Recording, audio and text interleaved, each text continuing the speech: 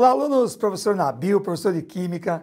Que prazer enorme estar aqui para a correção da segunda fase da FUVEST. Legal? Então vamos lá. Vamos para a questão número 1, uma questão aí bonita, né? Uma questão envolvendo aí radioatividade, né? Após os desastres nucleares em Hiroshima, Fukushima e Chernobyl, girassóis foram plantados ao longo da região afetada para que esses absorvessem elementos tóxicos do solo, incluindo isótopos radioativos, né? Incluindo isótopos radioativos. Essa técnica é chamada de fitorremediação. Os resultados de um estudo realizado para avaliar a capacidade do girassol de absorver urânio do solo são mostrados na figura a seguir, que apresenta a massa total de urânio absorvida do solo por quilograma de girassol, raízes e brotos, em função do tempo desse plantio. A concentração inicial do urânio no solo é de, aí mostra, 240 miligramas por quilo, dos quais 1%, né? 1% aí corresponde a quem? 1% corresponde ao urânio 234, beleza? Muito bem. Ele te dá aí o gráfico, né? Ele mostra aí o gráfico da concentração de quem? Da concentração em miligramas por quilo, certo? Concentração de urânio nas raízes e o tempo do plantio, tá? Por semanas. O item A ele pergunta, com base na figura, em qual semana após o plantio os girassóis deviam ser colhidos para que a maior massa de urânio fosse retirada do ambiente de uma única vez? Então, moçada, é mera o quê? Mera aí leitura do gráfico, né? Então você percebe nitidamente que na semana 4 você tem o quê? Maior o quê? Maior concentração aí de urânio nas raízes, tá certo? Então, resposta do item A, semana o quê?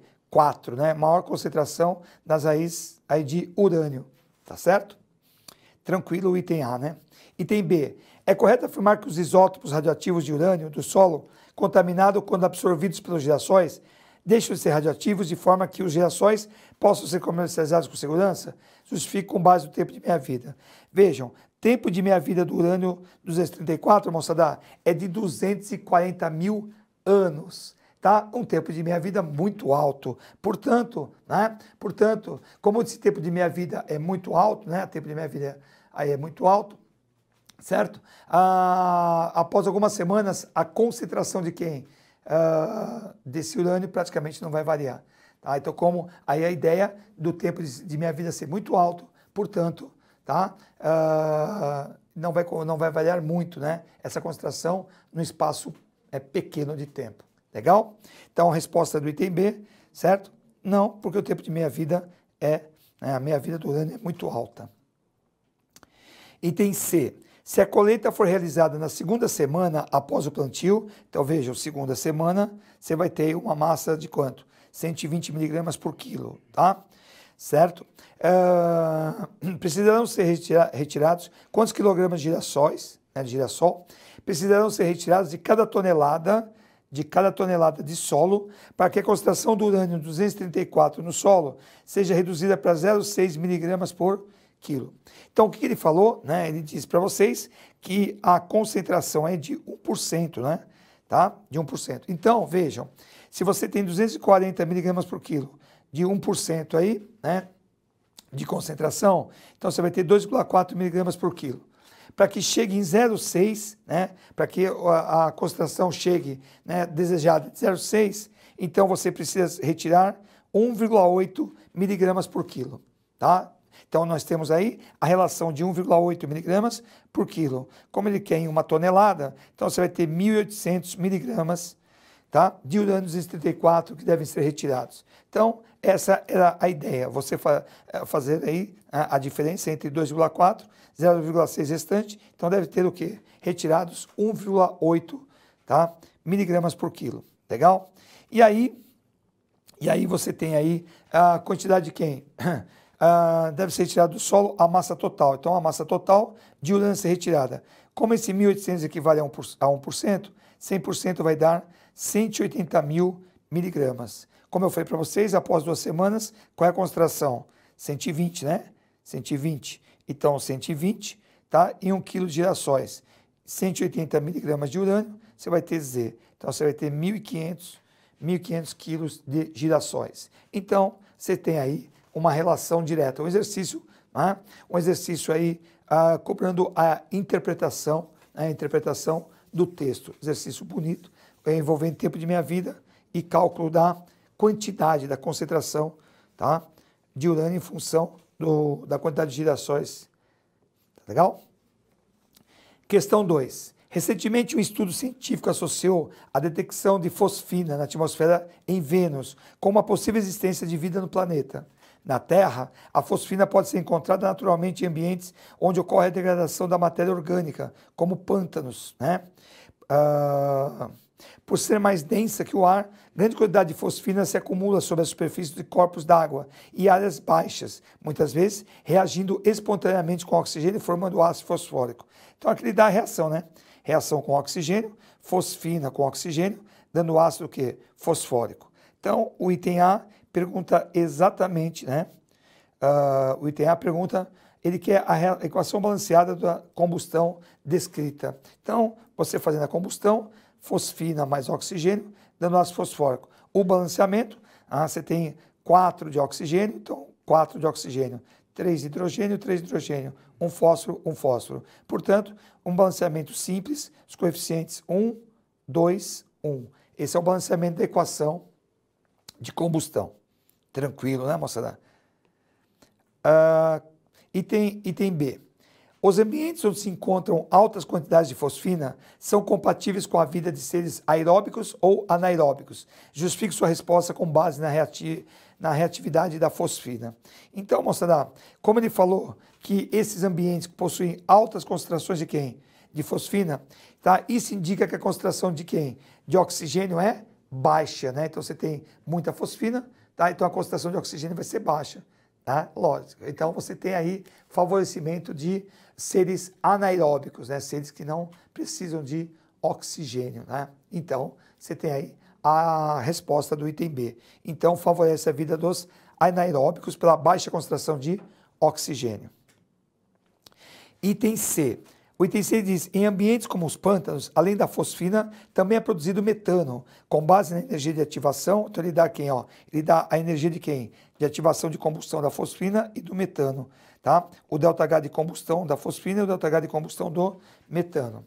Então ele fala assim, com base na energia de ativação e na energia liberada na combustão de cada espécie, explique por que a combustão da fosfina é a primeira a ocorrer na natureza e por que ela é capaz de iniciar a combustão do metano. Então, moçada, vejam, a energia de ativação é a menor, 13 é menor que quanto? Que 105. Então, como a energia de ativação da combustão da fosfina é menor, então quanto menor a energia de ativação, mais rápida é a reação. Então, a reação vai ser mais rápida. Por isso que ela ocorre mais rapidamente, porque tem menor energia do que? De ativação, tá? Legal? Então, é uma questão clássica, né? É uma questão aí já bem conhecida na fisicoquímica. Baixa energia de ativação, reação mais rápida, né? Então, é um clássico aí, é uma questão clássica. E agora ele fala, então vai ocorrer primeiramente. E na combustão da fosfina, que é exotérmica, né, como as duas são, porque o ΔH é negativo, libera quanto?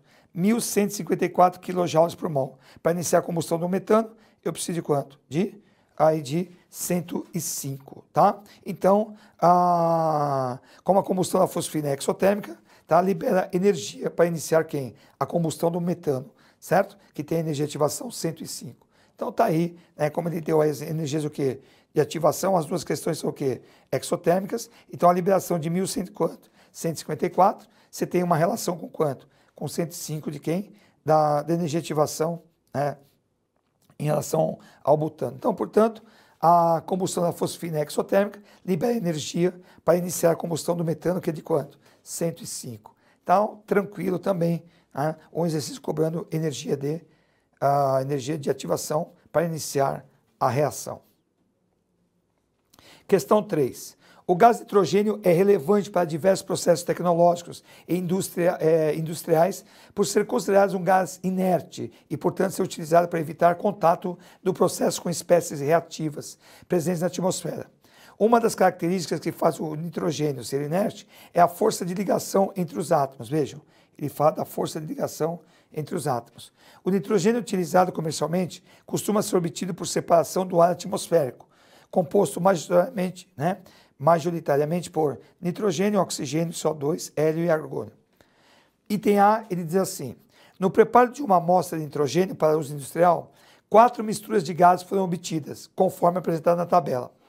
Qual ou quais dessas misturas seriam adequadas para processos que não podem ser realizados na presença de gases oxidantes? Tá? Então, o item A, né, ele mostra aqui, estamos aqui, tá? As misturas 2 e 4, então vejam, não são adequadas, pois contém gás oxigênio, que é um gás o quê? Oxidante. Então, nas misturas 2 e 4, né, nas misturas 2 e 4, você tem oxigênio, tá? Vocês têm oxigênio, tá? Que é um gás aí, né, oxidante, certo? Então, vocês têm aí uma reação de oxidação. A mistura 3 é adequada porque é formada por gás o quê?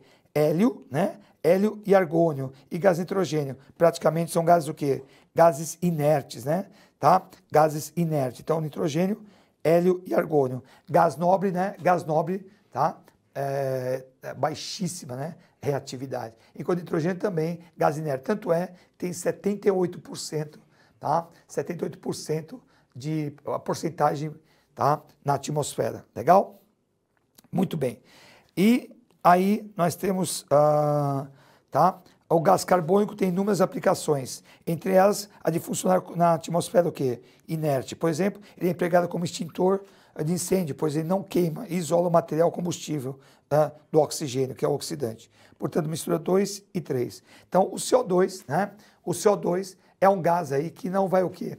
É usado em extintores de incêndio para evitar o contato do combustível com o oxigênio. Então, você tem aí a resposta do item A, misturas 2 e quem? 2 e 4. Veja que na mistura 1 e na mistura 4 aí, né, nós temos aí a presença de oxigênio. Então, a resposta do exercício, as misturas 2 e quem? 2 e 3, tá? Então, como as misturas 1 e 4 já tinham quem? Oxigênio, então já teria aí uma o quê? Uma convergência aí para as misturas 2 e 3, né? Praticamente. Legal? Item B. Desenhe as estruturas de Lewis para nitrogênio e oxigênio e explique com base nas estruturas por que a ligação entre os átomos de nitrogênio e nitrogênio no N2 é mais forte que as ligações do oxigênio no O2.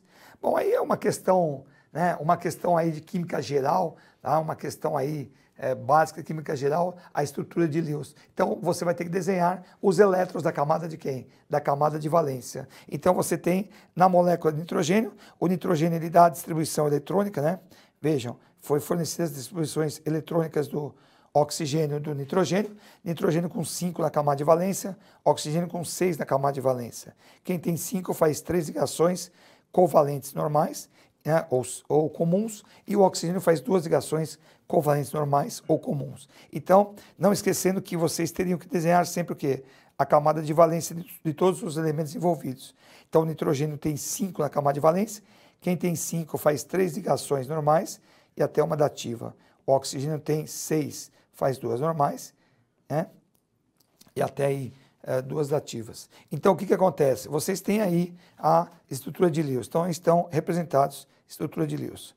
Agora, de acordo com a estrutura de Lewis, os átomos de nitrogênio estão ligados, tá, por ligação covalente tripla, porque ele faz 3 ligações, tá? Que é uma ligação mais forte que quem? Que a dupla, né? Você tem uma concentração maior de elétrons, né? Portanto, você tem uma intensidade maior aí de forças, tá? Então, a ligação tripla é mais intensa que a ligação dupla, né? Uma vez até que o nitrogênio é mais estável que o oxigênio na atmosfera, né? Tá certo? Muito bem. Item, está aí respondido então o item B da questão. Uma forma de obter um fluxo de nitrogênio gasoso de grande pureza é por meio da evaporação do nitrogênio líquido armazenado no interior de um botijão criogênico. Considere que o botijão como esse foi preenchido com, olha lá, ao volúmetro, 70 litros de quem? Nitrogênio. Tá bom? Líquido que, quando evaporado, pode ser retirado como nitrogênio gasoso no cilindro. Legal? Item C pergunta, calcule em volume, em litros, o volume de nitrogênio gasoso, que pode ser coletado a temperatura de 30 graus Celsius. No NOT a DOT, ele fala que é 30 graus Celsius na ATM, o volume ocupado por um mol de gás ideal é de 25 litros. E dá a densidade de quem? A densidade do nitrogênio. Moçada, você tem a densidade do nitrogênio, tem o volume, então você acha quem? A massa, não é? Um mol de nitrogênio, a massa molar é 28, ele deu aqui, ó, 28, vai ocupar um volume de quanto? De 25 litros. A massa que a gente calcula na densidade, X litros. Então é basicamente isso, né? Calculando, ó, pela densidade 0,8, 70 mil mililitros, né? Transformando 70 litros para mililitros, você vai ter uma massa de 56 mil gramas, tá? Um mol de, a massa molar do nitrogênio, né? 28, ocupa o volume de 25. 56 mil litros ocupam 50 mil litros.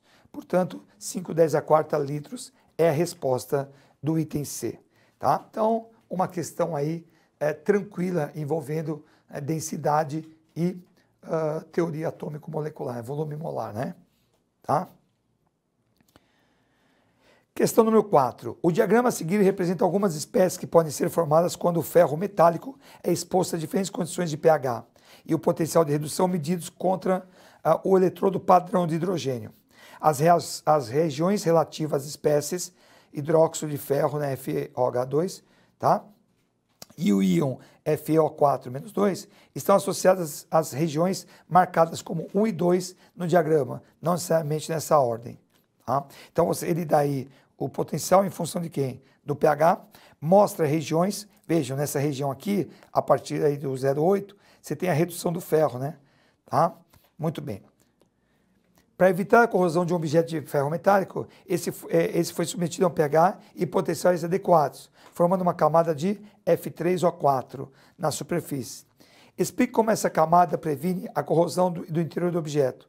Então veja, moçada, sempre que você vai prevenir, né, sempre que vocês vão prevenir a oxidação principalmente do ferro, né? Então o que acontece? Você vai ter uma proteção entre o ferro e o ar, né? Tá? Então vai impedir que o ferro entre em contato com quem? Com o ar. Então essa camada, né, essa película protetora de F3O4, certo? Fica aderida à superfície do ferro, impedindo que ele sofra o quê? A corrosão, tá? E não haverá contato do ferro com quem? Com o interior do objeto e do ferro com o meio. Então você tem aí uma barreira física, né, entre o oxigênio e o ferro, beleza? Item B. Escreva a semi-reação de redução associada ao processo representado pela seta, indicando o valor do potencial a partir do qual a reação ocorre. Então, a redução, né, ferro 3 vai para quanto? Ferro 2, ganhando um elétron. Então, você tem aí a semi-reação de redução. E a partir do potencial de quanto? 0,8, a semi-reação de redução acontece. Como o gráfico mostra, né, que a partir aqui ó, do 0,8, certo? Você tem a reação de redução. Legal? Então, a partir de 0,8, você tem a redução de ferro 3+ para ferro 2+. Tá? Interpretação aí do gráfico, diretão. Tá bom? Item C. Associe corretamente na tabela da folha de respostas cada uma das reações, das regiões 1 e 2, com as espécies FeOH2, né, o hidróxido de ferro 2. Então, veja que aqui o NOx do ferro, né, o cálculo do NOx do ferro aqui já é ferro 2+, né? Então, é o íon de ferro 2+. Aqui, o Fe3O4-2, né? Oxigênio é mais negativo que o ferro, então é -2. Então, você vai ter aqui -8. Para sobrar duas cargas negativas, então o ferro é +6. Então, você tem aí ferro +6 e ferro +2. Justifica a associação feita com base nos potenciais de redução apresentados no diagrama. Tá? Então, vocês têm aí, né? Na região 1, apresenta maior potencial de redução. Então, na região 1, você tem maior potencial do quê? De redução. Se você tem um maior potencial de redução, certo? É o ambiente mais oxidante. Portanto, o ferro está com quem? Com maior número de oxidação. Então, o ferro do íon, né? O ferro com NOx 6+, né? Desse íon bivalente, né? Desse ânion bivalente, vai estar nessa região. Então, quanto maior o potencial aí de redução, então o ambiente está sendo mais o quê? Ele é um ambiente mais oxidante, né? Porque favorece a redução. Na região 2, tem um menor potencial do quê? De redução. Então, na região 2, nós temos o menor potencial do quê? de redução. Portanto, favorece o ferro 2 de menor o quê? De menor NOx, que é um ambiente menos oxidante. Portanto, a região 2 e a região 1 tem aí as duas substâncias indicadas na tabela. Tá? Então, uma questão cobrando o conceito de potencial de redução. Mede a capacidade de uma espécie em reduzir. Então, no ambiente mais oxidante, ele tem o potencial onde você tem aí o maior número de oxidação. Então, ele cobra aí o conceito de potencial de redução. Questão número 5, outra questão clássica, né? Uma questão que cobra aí força intermolecular e osmose, né? Vejam, os polímeros superabsorventes são compostos com alta capacidade de absorver água. Um desses polímeros é o poliacrelato de sódio, chamado NAPA. Tá? Mostrado na figura. O NAPA é formado a partir da polimerização do seu precursor, um ácido orgânico, então ó, ácido carboxílico, né? Seguida de neutralização dos grupos ácidos com hidróxido de quem? De sódio. Então ele fala que o ácido orgânico, né, vai o quê? Vai reagir com a hidróxido de quem? Um hidróxido de sódio, então é uma reação de neutralização. Então vai formar um sal de ácido carboxílico. Então é um sal de ácido carboxílico. Desenhe na folha de resposta o monômero precursor do poliacrelato de sódio na forma ácida, tá? Certo? Então você tem aí o item A, certo? O precursor é o ácido acrílico, que é o ácido propenóico, de fórmula, tá aqui, ó. C dupla C, C dupla O, OH. Se vocês perceberem aqui, ó, são 3 átomos de carbono. Aqui você tem a dupla quebrada, você percebe que é um polímero do quê? É um polímero de adição. Você tem a dupla quebrada, então você tem aí o propeno, né? O ácido propenóico, tá? O ácido propenóico. Então você percebia ele cobra aí nessa questão os polímeros de adição e a reação de neutralização entre quem? Um ácido orgânico e uma base, né? Dando aí um sal de ácido carboxílico. Legal? Então a resposta do item A está aí. E ele dá o seguinte, no item B, ele pergunta, o NAPA é bastante utilizado como absorvedor em fraldas descartáveis. Nesse caso, a absorção da urina pela fralda será mais ou menos eficiente do que da água destilada. Explique. Então aí está cobrando, né, certo? O conceito dessa osmose, certo? A absorção da urina pela fralda será menos eficiente do que água destilada, porque o meio, o quê? Dentro da fralda é hipertônico em relação à água pura, tá? Então o meio é mais concentrado, uma vez que a urina tem o quê? Sais dissolvidos. Então a absorção da urina não é tão eficaz por causa dos sais dissolvidos nela. Então aí está, cobra aí a ideia de diferença de concentração. Então a absorção da urina pela fralda será menos eficiente do que da água destilada. Dentro da fralda o meio é hipertônico em relação à água pura. Tá? A absorção da urina não é tão eficaz por causa dos sais contidos nela. E tem o item C, tá? Indique qual o tipo de interação mais forte que ocorre entre a água e o polímero. Bom, essa é uma força intermolecular clássica, né? Uma força de interação clássica do tipo íon-dipolo, né? Então nós temos aí uma interação, tá, do tipo aí íon-dipolo, né?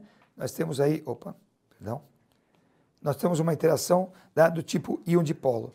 Legal? Então essa é a ideia do íon-dipolo, né? Colocamos aqui a resposta. Então o tipo de interação é a interação entre um íon e uma molécula, o quê? A água, que é, né, um dipolo. Então, essa é uma questão clássica, né? Uma questão aí cobrada, uma questão também bonita, uma questão bem cobrada aí. Bom? E aí, continuando o item C, explica o efeito da quantidade de sal na absorção de água apresentado no gráfico. Então, moçada, vejam, pelo gráfico, quanto maior a concentração de sal na solução, menor a absorção de água pelo polímero, devido à osmose. A migração da água ocorre por meio de quem? Do menos concentrado para o mais o quê? Concentrado. Então você percebe no gráfico, né, que para concentrações altas de quem? De sal, você tem uma absorção menor de quem? De água, né? Para você tem onde você tem menor concentração de sal, você tem uma maior o quê? Absorção de água. Portanto, tá? Quanto maior a concentração de sal, menor a absorção de quem? De água pelo polímero. Devido à osmose, a migração da água ocorre no meio menos concentrado para o meio mais concentrado. Então ele cobra aí o conceito de osmose e forças, a força de atração íon dipolo, tá? Então você vê uma questão aí clássica também. Questão 6. O teor de carbonato de cálcio usado como abrasivo em cremes dentais pode ser determinado por meio da camada de retrotitulação. Nesse método, adiciona-se excesso de HCl, resultando na completa dissolução do carbonato de cálcio. Reação 1. Então, na reação 1, ele mostra o carbonato de cálcio sólido em contato com ácido clorídrico, né? Solução aquosa, tá? De HCl, dando quem? Dando aí cloreto de cálcio, água e CO2. Em seguida, titula-se o que sobrou de HCl com NaOH, até a neutralização da solução. Então, aqui tem a titulação. Reação 2. Então, ele mostra a reação de titulação, que é uma reação, aí no caso, uma titulação ácido-base. Legal? Sabendo que a quantidade de NaOH pode ser calculada o número de mols, né? Sabendo que a quantidade de NaOH pode se calcular o número de mols que sobrou de HCl. Então, o que sobrou de HCl. Pela diferença entre o que sobrou de HCl e o número de mols inicial de HCl. É possível determinar o teor de carbonato na amostra. Tá? Então, sem dúvida, foi a questão aí mais trabalhosa da prova. Está cobrando aí, né, a titulação e estequiometria. Então, ele dá aí as etapas 1, 2, 3, 4, 5, né? As etapas que ocorrem o procedimento. Tá? Ele dá o NOT e a DOT, tá? Ele fala que o dióxido de silício é um óxido que é ácido, ele dá a massa molar do carbonato de cálcio, tá? Cite a importância do aquecimento 2. Então, no item A. Moçada, um dos fatores que aumentam a velocidade da reação é a temperatura. Então, a importância do aquecimento na etapa 2, você aumenta a velocidade de quem? Da reação. No caso, né, como o carbonato de cálcio é sólido, então você aumenta a velocidade de dissolução pela solução do ácido clorídrico. Então, aí o aumento da velocidade da reação, o aumento da temperatura, né, o aquecimento, aumenta a velocidade da reação. É um dos fatores que alteram a velocidade da reação. Legal? O item B, alguns cremes dentais usam dióxido de silício como abrasivo em vez de carbonato de cálcio. Para esses produtos, o mesmo procedimento de retrotitulação serviria para calcular o teor do abrasivo, tá? Certo? Justifique. Bom, como ele falou que ele é um óxido que é um óxido ácido, né? Certo? Como ele é um óxido ácido, não vai reagir com quem? Com HCl, tá? Então, não podemos o quê? Utilizar o mesmo procedimento, tá? Porque o dióxido de silício é um óxido de caráter o quê? De caráter ácido. Então, não irá reagir com HCl, tá? Então, uma comparação de duas substâncias com o mesmo quê? Do mesmo caráter. Item C. Calcule a porcentagem em massa, quer dizer, massa de carbonato de cálcio, por massa de creme dental de abrasivo na amostra estudada, conforme os valores dados no procedimento.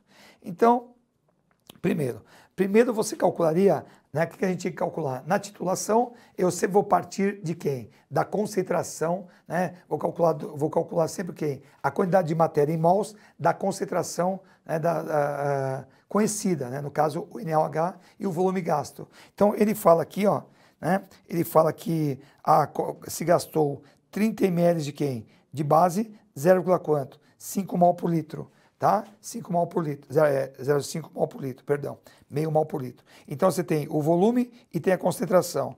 Tendo o volume e a concentração, a gente chega ao cálculo de 0,015 mols de quem? De NaOH em 30 ml. Então, o cálculo da quantidade de quem? De hidróxido de sódio gasta na titulação, 0,015 mols de NaOH. Certo? Agora, vamos calcular aí o cálculo da quantidade de mols de quem? De HCl que sobrou da reação. Porque como ele falou que a reação que sobra, né, com carbonato de cálcio, foi o quê? Foi titulado, né? Foi titulado. Uma reação de neutralização, né, sem, assim, a mais simples, né, é proporção de 1 para 1. Então, 1 mol de HCl reage com 1 mol de NaOH. Como gastou 0,015 mols de base, portanto, são 0,015 mols de quem? De HCl que sobraram o quê? Que sobraram aí, né? Sobrou na reação e que foi titulado, tá? Agora, a quantidade total de HCl, certo? O cálculo da quantidade total de HCl que foi adicionado no creme dental. A concentração do ácido é 2 mols por quem? Por litro. E você tem uma adição de quanto? De 20 ml, tá? Portanto, você tem aí, tá? Você tem aí 2 mols por litro, tá? Certo? Como foram 20 ml, então você tem 0,04 mols de quem? De HCl. Esse é o cálculo da quantidade total de HCl que foi adicionada a quem? Ao creme dental. Como você tem a sobra e você tem o início, então você tem 0, quanto? 0,025 mols de quem? De HCl que reagiu com quem? Com carbonato de cálcio, tá? Certo? E aí nós vamos para a estequiometria, tá? 1 mol de carbonato de cálcio reage com 2 mols de quem? De ácido clorídrico, né? Massa molar do carbonato de cálcio foi dado, como eu te falei, no NOT e ADOT, tá? No NOT e ADOT, legal? Então a proporção 100 gramas para 2 mols de HCl, 0,025 vai dar 1,25 gramas de carbonato de cálcio. Como ele usou 5 gramas de quem? Tá? No creme dental, né? Certo? 5 gramas corresponde a 100%. 1,25 vai dar 25% de carbonato de quem? Carbonato de cálcio. Então, era a questão mais trabalhosa da prova, né? Em termos de conceitos, né? De titulação, conceitos de cálculo de quem? De quantidade de matéria em mols, titulação e estequiometria. Legal, moçada? Até a próxima.